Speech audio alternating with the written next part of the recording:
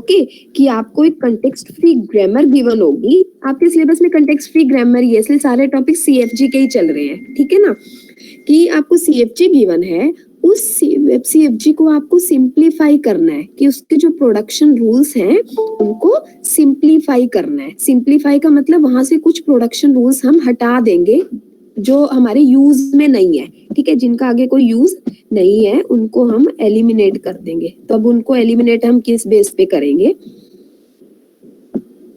हाँ जी, जब भी मुझे किसी भी ग्रामर को सिंप्लीफाई करना है, रिड्यूस करना है, तो मुझे उस ग्रामर से 3 चीजों को एलिमिनेट करना पड़ेगा। First, we must eliminate useless symbols, कि उस ग्रामर में जितने भी यूजलेस सिंबल्स हैं, ठीक है, उनको हम एलिमिनेट करेंगे। Second, we must eliminate null production, कि अगर उस ग्रामर में आपके पास नल प्रोडक्शन गिवन है तो आप उस नल प्रोडक्शन को एलिमिनेट करेंगे। और थर्ड है, we must eliminate unit production, कि अगर आपके पास यूनिट प्रोडक्शन है तो आप यूनिट प्रोडक्शन को वहां से एलिमिनेट करेंगे। सबसे पहले यूजलेस सिंबल, देन नल प्रोडक्शन, देन यूनिट प्रोडक्शन। अब एक एक करके बताती हूँ कि ये यूजलेस सिंबल क्या है, नल प्रोडक्शन क्या है और यूनिट प्रोडक्शन क्या है। हाँ जी, first of all useless symbols.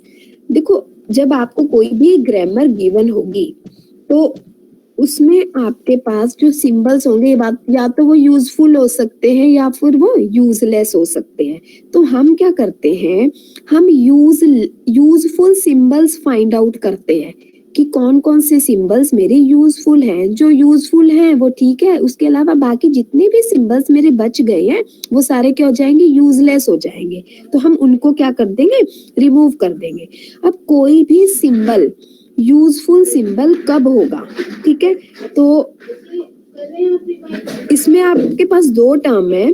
कोई भी सिंबल वो यूजफुल सिंबल होगा if it is a generating symbol, ठीक है, मतलब कोई भी नॉन टर्मिनल वो यूजफुल है अगर वो किसी स्ट्रिंग को जनरेट कर रहा है। नॉन टर्मिनल जिनको हम कैपिटल लेटर से डिनोट करते थे, ठीक है।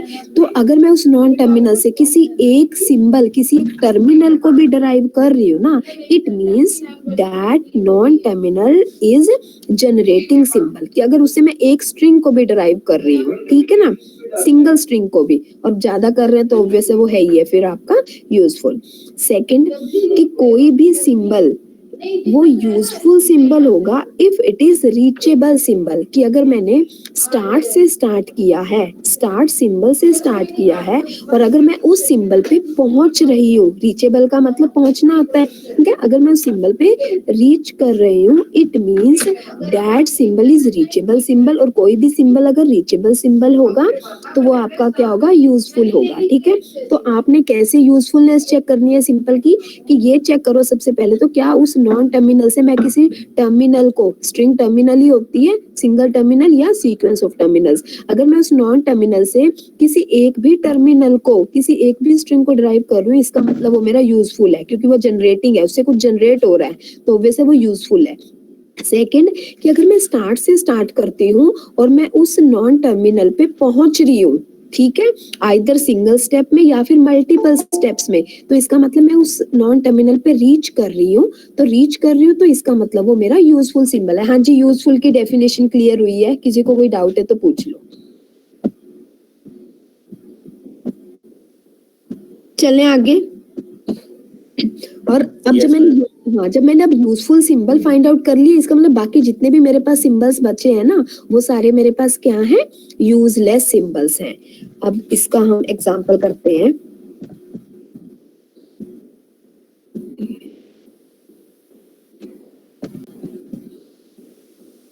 हाँ जी, ये टॉपिक ना रिडक्शन ऑफ ग्रामर के नाम से भी आ सकता है, कि ग्रामर गिवन है और बोल दिया इसको रिड्यूस करो, ठीक है ना, तो इसका मतलब हमने ये तीनों चीजों को उसमें एलिमिनेट करना है, या फिर सिंप्लीफिकेशन ऑफ अ ग्रामर के नाम से भी आ सकता है, तो एक ही बात है, आपने कंफ्यूज नहीं होना। हाँ जी, देखो फर्स्ट क्वेश्चन है ये आपके पास, इसमें आपको एक ग्रामर गिवन है, एस के कॉरस्पॉन्डिंग 2 प्रोडक्शन रूल्स गिवन है और ए के कॉरस्पॉन्डिंग एक सिंगल प्रोडक्शन रूल गिवन है, ठीक है। हाँ जी, अब वही है, हम क्या करते हैं, जनरेटिंग सिंबल फाइंड आउट कर लेते हैं और रीचेबल सिंबल फाइंड आउट कर लेते हैं, बाकी बचे हुए सारे वही हो गए। ठीक है, सबसे पहले अगर मैं हाँ जी, सबसे पहले ये चेक करो आपके पास कितने नॉन टर्मिनल्स हैं। टर्मिनल्स को तो मुझे भी चेक करना ही नहीं है, ठीक है ना, क्योंकि टर्मिनल तो एक स्ट्रिंग है, वो तो स्ट्रिंग तो ड्राइव होगी, तो मैंने सिर्फ नॉन टर्मिनल्स को चेक करना है। ठीक है, तो चेक किया मैंने कि मेरे पास 3 नॉन टर्मिनल्स हैं, capital S, capital A and capital B. Okay, अब यहाँ से देखो, एस से मैं क्या कोई स्ट्रिंग ड्राइव कर रही हूँ, एस से एक स्मॉल ए ड्राइव कर रही हूँ, इसका मतलब एस को मैं एस मेरा क्या है, जनरेटिंग सिंबल है, अभी एस को मैं नहीं हटा सकती। ठीक है, सिमिलरली ए से देखो, ए से मैं क्या कोई स्ट्रिंग ड्राइव कर रही हूँ, हाँ ए से एक स्मॉल बी ड्राइव हो रहा है, इसका मतलब ए भी मेरा क्या है, जनरेटिंग सिंबल है, ए से मैं जनरेट कर रही हूँ एक स्ट्रिंग को, इसलिए अभी ए को भी नहीं मैं एलिमिनेट कर सकती। नेक्स्ट थर्ड नॉन टर्मिनल मेरे पास क्या था, बी था।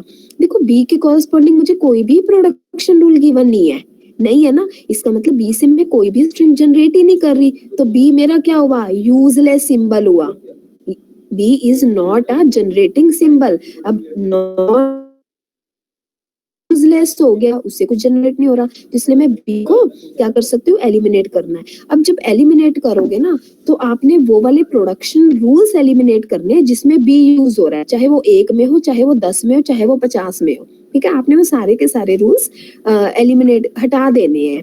अब जब मैं बी वाले रूल यहाँ से हटाती हूँ, तो बी तो सिर्फ एक ही रूल में था, एस टू ए बी, तो इसको हटा दिया मैंने। अब मेरे पास ग्रामर में क्या बचा, 2 ही रूल बचे हैं, एस टू ए बचा है और ए टू बी बचा है। ठीक है, अब उसके बाद हाँ जी, सेकंड, अब मैंने नॉन जनरेटिंग तो चेक कर लिया, अब ऐसी मैं रीचेबल सिंबल चेक करती हूँ, तो मैंने एस से स्टार्ट करना है। अब मेरे पास 2 ही नॉन टर्मिनल है, एक एस है और एक ए है, एस से स्टार्ट करना है। तो देखो एस से कौन कौन से नॉन टर्मिनल पे मैं पहुंच रही हूँ रीचेबल, एस से तो मैं किसी भी नॉन टर्मिनल पे नहीं पहुंच रही, सिर्फ एक एस से स्मॉल ए ही जनरेट हो रहा है, नॉन टर्मिनल तो कोई भी नहीं आ रहा ना इस वाले रूल में। तो इसका मतलब अब जो ए है, जब मैं ए पे पहुंच ही नहीं रही हूँ एस से, तो इसका मतलब ए आपका क्या हुआ, नॉन रीचेबल सिंबल हुआ। जब मैं ए पे नहीं पहुंच रही तो नॉन रीचेबल, और नॉन रीचेबल है तो इसका मतलब इट इज यूजलेस सिंबल, तो इसलिए मैं ए टू बी वाले रूल को भी क्या करूंगी, यहाँ से डिलीट कर दूंगी। तो अब मेरी ग्रामर में सिर्फ एक कौन सा रूल बचा है, एस टू ए, तो इसका मतलब ये जो ऊपर मेरे को 3 प्रोडक्शन रूल्स गिवन थे सीएफजी के, इन तीनों प्रोडक्शन रूल्स में से सिर्फ एक ही सक्सेस है, एक ही यूजफुल है, एस से हम ए को ड्राइव कर सकते हैं, अदरवाइज हम यहाँ से कोई भी स्ट्रिंग ड्राइव नहीं कर सकते। और अगर मैं वैसे भी देखो चेक करती हूँ, तो जब इन तीनों प्रोडक्शन का मैं यूज करती हूँ, तो सिर्फ एक सिंगल ए को ही आप ड्राइव कर सकते हो, एस से ए को, उसके बाद आप कहीं किसी का यूज ही नहीं कर सकते। अगर मैं ए की वैल्यू बी भी पुट करूँ, तो वो कोई स्ट्रिंग तो बन नहीं रही है, क्योंकि स्मॉल बी और उसके बाद कैपिटल बी आ रहा है, तो वो स्ट्रिंग तो बनी नहीं है। तो इसलिए आपका सिर्फ एक ही रूल रहेगा इस ग्रामर में, एस टू ए। हाँ जी बेटा, इस क्वेश्चन में किसी को डाउट है तो पूछ लो।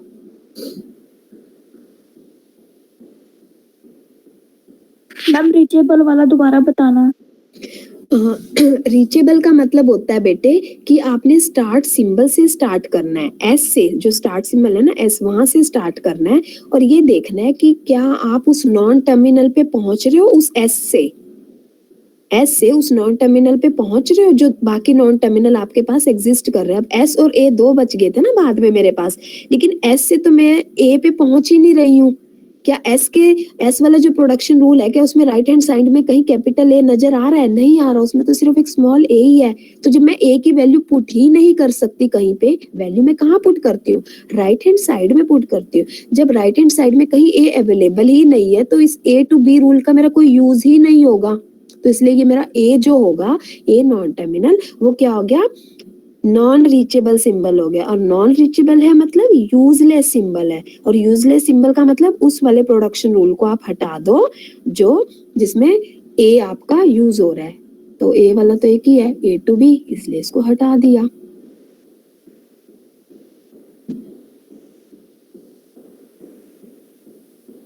हाँ जी बेटा, क्लियर है या नहीं? यस मैम, क्लियर हो गया। किसी Yes, ma'am. को ओके चलो अब ये क्वेश्चन है,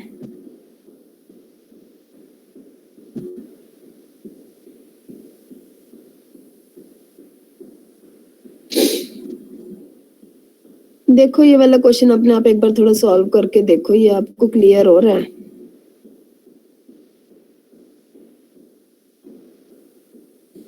इसी ग्रामर गिवन है, इसमें से यूजलेस सिंबल्स रिमूव करने हैं।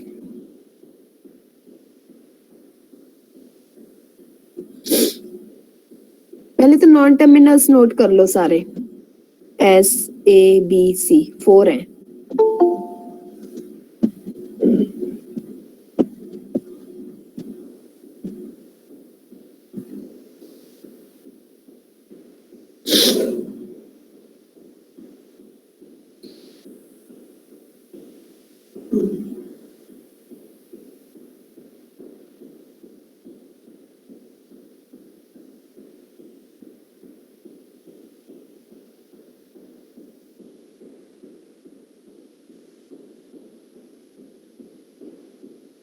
पहले नॉन जनरेटिंग देखना कि जिससे मैं कोई स्ट्रिंग जनरेट नहीं कर सकती, वो टर्मिनल फाइंड आउट करो।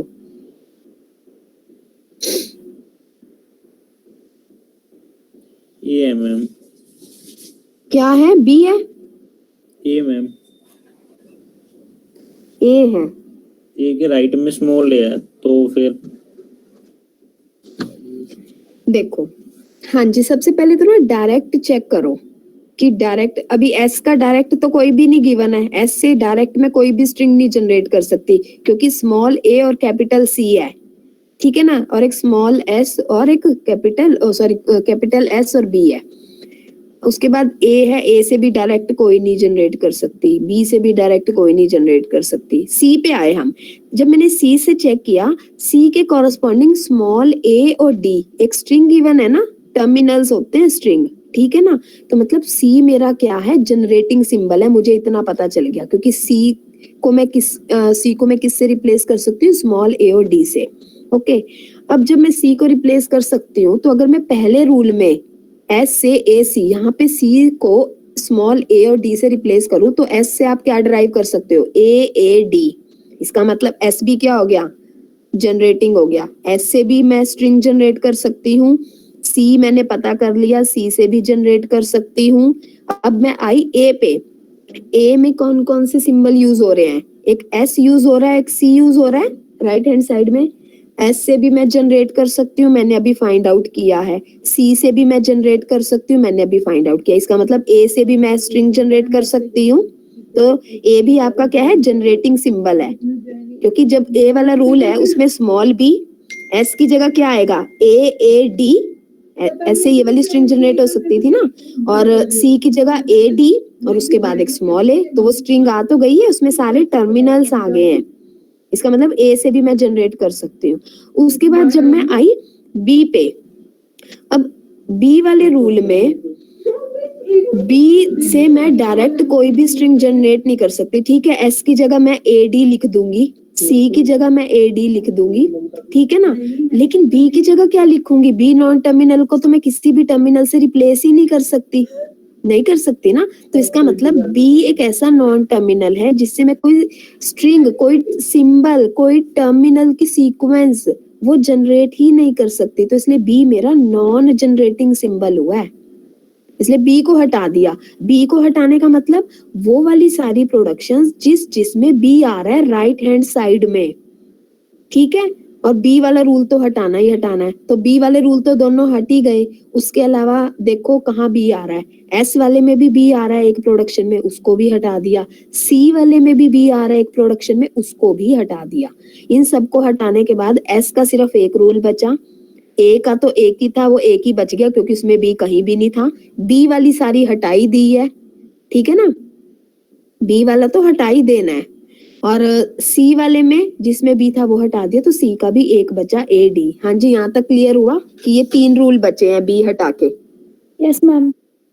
ठीक है, अब उसके बाद अब नॉन जनरेटिंग चेक कर लिया, अब नॉन रीचेबल देखो कि एस से मैं किस सिंबल पे रीच नहीं कर सकती। देखो एस वाले रूल से सी पे हम जा सकते हैं, ठीक है, तो सी से क्या मैं ए पे जा सकती हूँ मल्टीपल स्टेप्स में? नहीं जा सकती, सी तो डायरेक्ट स्ट्रिंग में कन्वर्ट हो जाएगा। तो इसका मतलब एस से मैं ए पे जा ही नहीं सकती। जब यहाँ पे राइट हैंड साइड में कहीं ए है ही नहीं है तो मैं ए की वैल्यू कहाँ पुट करूंगी? मैं पुट ही नहीं कर सकती। तो मतलब ए पे तो जब मैं पहुंचूंगी नहीं, वैल्यू तो बाद में पुट करूंगी ना। इन्होंने कहा ए की ये वैल्यू पुट करनी है, लेकिन जब ए आएगा तभी तो पुट करूंगी। तो राइट हैंड साइड में तो कहीं भी ए मेरे को नजर ही नहीं आ रहा है, ठीक है ना। तो इसलिए ए आपका क्या हुआ? Not reachable.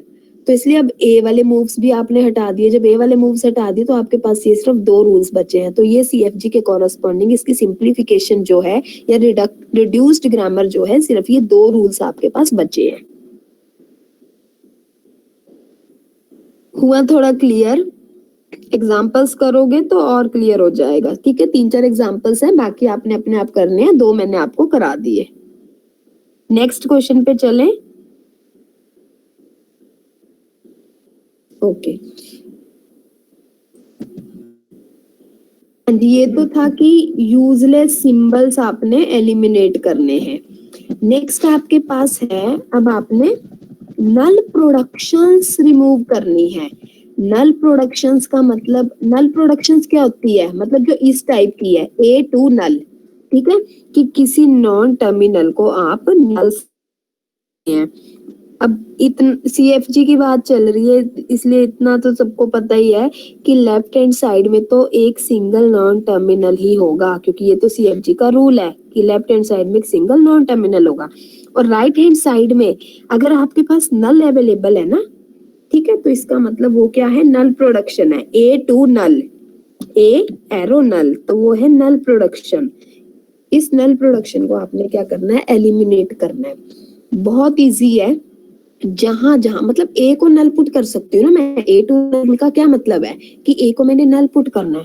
तो जहां जहां आपके पास ए है, आपने हर जगह पे ए को नल पुट कर देना है, और जो नई प्रोडक्शन बनेगी ना नल पुट करके, वो अपने आंसर में ऐड कर देनी है और ए टू नल को रिमूव कर देना है। तो देखो कैसे। हाँ जी, जैसे ये क्वेश्चन है,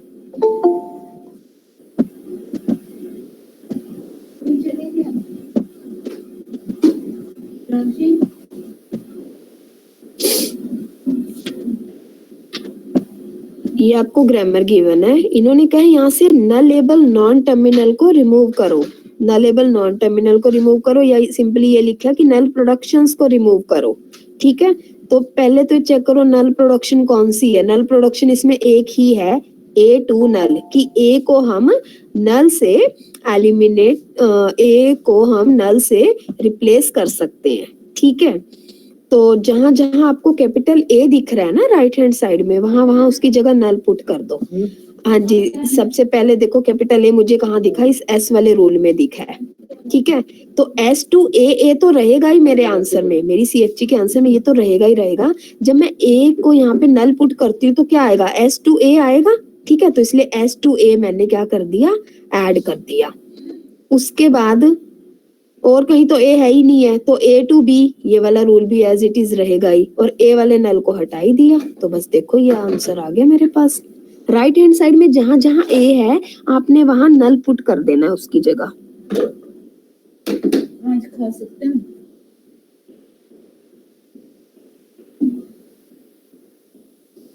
और जो नल पुट करके प्रोडक्शंस आएगी उनको अपने आंसर में इंक्लूड करना है, और ए और जो नल प्रोडक्शन है उसको एलिमिनेट कर देना, उसको रिमूव कर देना है। हाँ जी, हुआ क्लियर? ये तो Yes, सबसे ma'am. सिंपल था, सबसे सिंपल है ये। अच्छा, एक हाँ, ये वाली फाइल ना, ये पीडीएफ है दरअसल कोई बुक की, ये मैंने आपको सेंड की हुई है, और मैं ग्रामर की ना थ्योरी यहीं से करा रही हूँ, तो आपने यहीं से थ्योरी करनी है, और पीपीटी में सिर्फ एग्जांपल्स हैं, ठीक है। तो ये क्वेश्चन यहाँ पे दिया हुआ है, consider the grammar this this this, और उन्होंने कहा यहाँ से नल प्रोडक्शंस को रिमूव करो। ये क्वेश्चन करना ही बहुत इंपॉर्टेंट है, पेपर में आया हुआ है, ठीक है। देखो नल के कॉरेस्पॉन्डिंग ए की प्रोडक्शन है, ए टू नल, तो ए को नल पुट करते जाना है। अब जब मैं यहाँ पे देखो, यहाँ पे पहले तो एक ए को नल पुट करूंगी तो सी टू ए आ जाएगा, फिर इस दूसरे वाले ए को नल पुट करूंगी, वो भी सी टू ए ही आ जाएगा, ठीक है, तो C2A तो प्रोडक्शन ऐड होगी, लेकिन अगर मैं दोनों A को भी नल पुट कर दूं, आपने सिंगल सिंगल चलना है, पहले एक नल को, एक A को नल पुट करना है, फिर दूसरे A को नल पुट करना है, फिर दोनों को करना है। तो जब मैंने दोनों को कर दिया तो C2 नल भी तो आ गया है ना, इसका मतलब फिर मैं C को भी नल पुट करूंगी जहां जहां C होगा।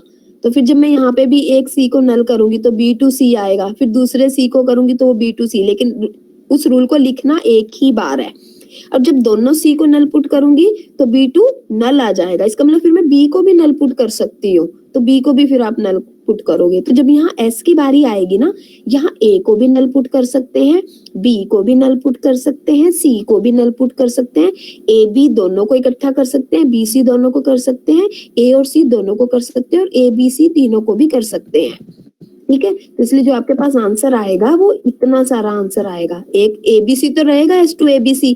जब मैंने A को नल पुट करा तो BC आया, जब मैंने B को पुट किया AC आया, जब मैंने C को किया तो AB आया, उसके बाद जब मैंने BC को किया तो A आया, फिर मैंने AC को किया तो B आया, जब मैंने AB को किया तो C आया। ठीक है, और जब मैं तीनों को करूंगी तो S2 नल आ जाएगा, लेकिन S2 नल नहीं लिखनी मैंने आंसर में। तो इस तरीके से ये आंसर आ गया। बहुत इंपॉर्टेंट क्वेश्चन है, ये सभी ने अपने आप इसको सॉल्व करना है। हाँ जी, नेक्स्ट करते हैं। अब हम थर्ड है हमारे पास, एलिमिनेट यूनिट प्रोडक्शन। अब यूनिट प्रोडक्शन को आप कैसे एलिमिनेट करेंगे? तो सबसे पहले तो यूनिट प्रोडक्शन कौन सी होती है? यूनिट प्रोडक्शन आपकी वो प्रोडक्शन होती है कि जिसमें क्या है, एरो के राइट हैंड साइड में एक सिंगल नॉन टर्मिनल होगा, लेफ्ट हैंड साइड में तो है ही सिंगल नॉन टर्मिनल, ये तो CFG का रूल है ही है। तो लेफ्ट हैंड साइड की तो इसलिए मैं कहीं बात ही नहीं कर रही हूँ, वहां तो सिंगल नॉन टर्मिनल ही आ रहा है जितने भी रूल्स आपने देखे। अब ये कह रहा है कि अगर आपके पास एरो के राइट हैंड साइड में भी एक सिंगल नॉन टर्मिनल है ना, अब क्या हुआ, इधर भी एक सिंगल नॉन टर्मिनल, इधर भी एक सिंगल नॉन टर्मिनल, तो इस टाइप की प्रोडक्शंस को हम क्या बोल देते हैं? Unit productions. ठीक है, तो अब आपने क्या करना है, अगर किसी भी ग्रामर को रिड्यूस करना है, सिंप्लीफाई करना है, तो आपने उसमें से यूनिट प्रोडक्शंस को भी रिमूव करना है। और यूनिट प्रोडक्शंस को हम रिमूव कैसे करेंगे? इसका बहुत सिंपल सा मेथड है। देखो, A टू B को मैंने रिमूव करना है, मैं चेक करूंगी B के कॉरस्पॉन्डिंग मुझे अगर कोई टर्म B से अगर मैं किसी स्ट्रिंग को जनरेट कर सकती हूँ ना, तो B को उस स्ट्रिंग से रिप्लेस कर दूंगी। सिंपली A टू B को मुझे एलिमिनेट करना है, इसका मतलब मुझे B की वैल्यू पुट करनी है कि राइट हैंड साइड में क्या होना चाहिए, एक सिंगल नॉन टर्मिनल नहीं आना चाहिए। तो मैं क्या करूंगी, B से मैं अगर किसी जो B के कॉरस्पॉन्डिंग मुझे प्रोडक्शंस गिवन है ना, उन प्रोडक्शन से इस B को रिप्लेस कर दूंगी, उन B की वैल्यू सब्स्टिट्यूट कर दूंगी। ठीक है, तो जितनी भी यूनिट प्रोडक्शंस होगी आपने हर किसी के लिए यही करना है। अब कैसे, एग्जाम्पल देखो इसका।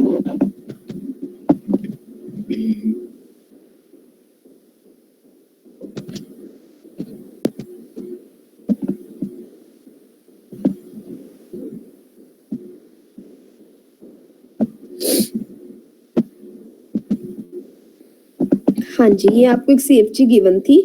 अब सबसे पहले तो इसमें यूनिट प्रोडक्शंस चेक करो, कितनी यूनिट प्रोडक्शंस है। हाँ जी, बताइए कितनी यूनिट प्रोडक्शंस है इस CFG में, कि जिसमें एरो के लेफ्ट और राइट दोनों साइड में एक एक नॉन टर्मिनल ही है, वो होती है ना यूनिट प्रोडक्शन। 3 मैम 3। यस, 3 है। एक तो B2C, C2D और D2E, ये जब यहाँ से चेक किया, B2C, C2D और D2E, 3 यूनिट प्रोडक्शंस हैं। ठीक है, अब एक एक करके हम रिमूव करते हैं। हाँ जी, सबसे पहले देखो, अगर मैं B2C की बात करूं तो B2C की बात कर रही हूँ, C के कॉरस्पॉन्डिंग चेक करती हूँ, क्या C से मैं कोई स्ट्रिंग ड्राइव कर रही हूँ। जब मैंने चेक किया कि C से तो D ही आ रहा है, ये तो खुद एक यूनिट प्रोडक्शन है, इसका मतलब अभी B2C आपका रिमूव नहीं हो सकता। चलो C टू D को डिलीट करने की सोचते हैं। जब C टू D को मैंने सोचा पहले चलो इसको रिमूव करती हूँ, B2C की बजाय पहले C टू D को रिमूव करते हैं। तो C टू D को जब रिमूव करने लगी, देखा D से E, ये तो खुद एक यूनिट प्रोडक्शन है, इसका मतलब अभी C टू D भी मैं रिमूव नहीं कर सकती। फिर आगे चलते हैं, अब D टू E को रिमूव करके देखते हैं। हाँ जी, जब देखा D टू E रिमूव करना है, E के रूल्स चेक करने हैं, E से मेरे को एक क्या मिल गया, एक टर्मिनल मिल गया है। ठीक है, नॉन टर्मिनल के अलावा बाकी आपको कुछ भी मिले, एक सिंगल नॉन टर्मिनल के अलावा, तो आपने वैल्यू पुट कर देनी है। मैं क्या करती हूँ, डी टू ई वाले में ई की वैल्यू पुट कर देती हूँ। तो ई की वैल्यू क्या पुट होगी, ए पुट होगी। तो डी टू ई हटा दूंगी और डी टू ए क्या होगा मेरे आंसर में ऐड हो जाएगा। तो इसलिए देखो जो पहला आंसर आया है जब मैंने डी टू ई को एलिमिनेट किया, एस टू ए भी as it is, A to A as it is, B to C और बी ये भी as it is, C to D भी एज इट इज, और डी टू ई की जगह क्या आ गया, डी टू ए, और ई टू ए तो लिखना ही लिखना है।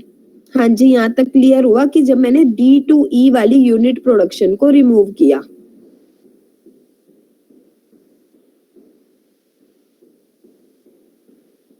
चलें आगे, ठीक है। मोहित कदे बस 5 मिनट में कर। हाँ जी, अब अभी भी 2 यूनिट प्रोडक्शन,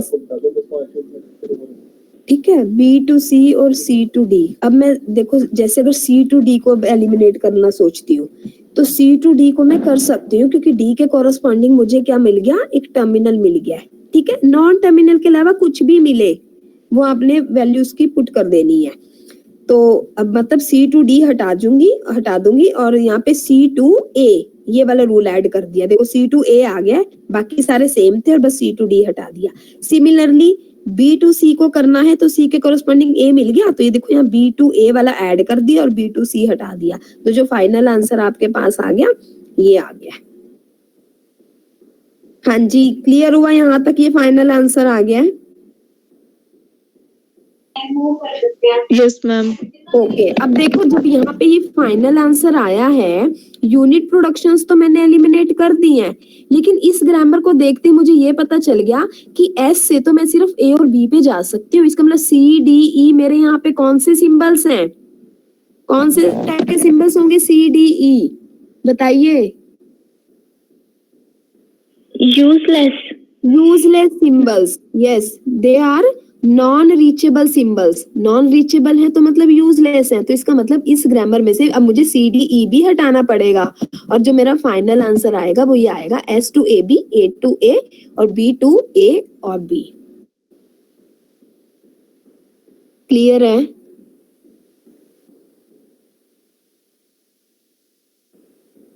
ओके, अब आपने इसके एक पे ठीक है करने हैं, और अगर किसी को पीडीएफ में भी है इसके 1-2 क्वेश्चंस, एक 2 क्वेश्चन वहां से भी करने हैं, और ये इसमें पीपीटीज में तो है ही है क्वेश्चंस जो मैंने करा दिए हैं, वो भी आपको एक बार खुद करने हैं सॉल्व। अटेंडेंस करके आप अटेंडेंस ड्रॉप करके आप सेशन लीव कर सकते हो। किसी को कोई डाउट है तो बेटा पूछ सकते हो, साथ साथ पूछ लो तो इजीली क्लियर हो जाएगा। अगर बाद में ये सोच रहे हो इकट्ठे पूछते रहेंगे फिर मुश्किल हो जाएगा आपके लिए।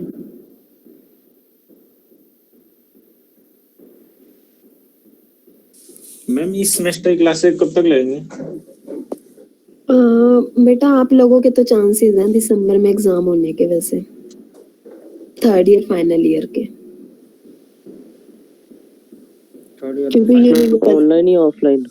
बेटा अभी कुछ नहीं पता, क्योंकि यूनिवर्सिटी में ना कुछ कोर्सेज के डेट शीट आ गई है, उनके 4th ऑफ दिसंबर से एग्जाम है, ठीक है ना। तो अभी आप लोगों के इसका मतलब 4 से तो है नहीं। एलएलबी वालों की है, एलएलबी। हाँ बेटा, वो यूनिवर्सिटी के कोर्सेज है ना, हुए तो वो इकट्ठे ही स्टार्ट थे ना, एलएलबी होगी, फार्मेसी होगी, हुए तो उनका भी सेमेस्टर सिस्टम ही होता है, आपके साथ ही स्टार्ट हुए हैं वो भी अगस्त में ही। तो अगर उनकी डेट शीट आ सकती है तो इसका मतलब आपकी भी आ सकती है। 4 से नहीं होंगी आपकी, क्योंकि अगर 4 से होते तो आप लोगों के आ चुके होते, लेकिन एंड ऑफ दिसंबर तो हो ही सकते हैं ना। हम उनके ऑनलाइन है ऑफलाइन है? बेटा पहले तो उनके ऑफलाइन होने थे, जो 4 से उनकी डेट शीट थी, लेकिन अब फिर से जैसे आपके कोविड के केसेस राइज हो रहे हैं ना, तो अभी फिर से डिस्कशन हो रहा है कि ऑनलाइन होंगे या ऑफलाइन होंगे। तो उन्होंने फाइनली फीडबैक फॉर्म दिया कि मतलब हाँ। कैसे देना चाहते हो आप? अच्छा, स्टूडेंट से पूछ रहे हैं। फीडबैक आप लोगों के पास यूनिवर्सिटी की तरफ से? नहीं मतलब जो एलएलबी के स्टूडेंट हैं उनसे पूछने के लिए ऑनलाइन या ऑफलाइन होंगे, बच्चों के पास मेल भेज दिए, इससे पहले भेजी थी। हाँ बेटे भेज दी है, वही ऐसे भेजी तो है, लेकिन देखो वैसे 90% चांसेस तो ना ऑनलाइन के ही है। 90% चांसेस तो आपके ऑनलाइन के ही हैं, लेकिन फिर भी अगर 1% ऑफलाइन होगी तो कुछ नहीं कर सकते, क्योंकि जो लास्ट डिसीजन होगा वो तो यूनिवर्सिटी का ही होगा ना। Yes ma'am. हाँ वैसे तो मैक्सिमम चांसेस ऑनलाइन के ही हैं, अगर दिसंबर में होते हैं फिर तो ऑनलाइन ही होते हैं, लेकिन जैसे फर्स्ट ईयर सेकंड ईयर के सुना है इनका फेब में होंगे, इनके फेब या मार्च में, तो उनके तो उस टाइम तक मुझे नहीं लगता ऑनलाइन होंगे, शायद उनके फिर ऑफलाइन होंगे। बाकी जब तक कोई इंस्ट्रक्शंस नहीं आती इसलिए कुछ नहीं कह सकते। ठीक है, तो आप अपनी तैयारी रखो। क्या कह